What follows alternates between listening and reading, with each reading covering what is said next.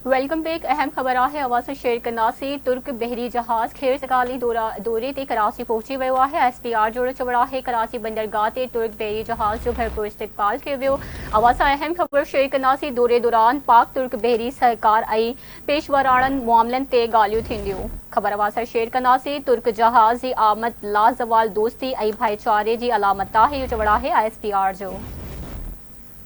खबर अवासा शेर कनासी अहम खबर है हिकबिरो बीहर तुर्क बहरी जहाज खेर सगाली दौरे ते कराची पहुंची वो।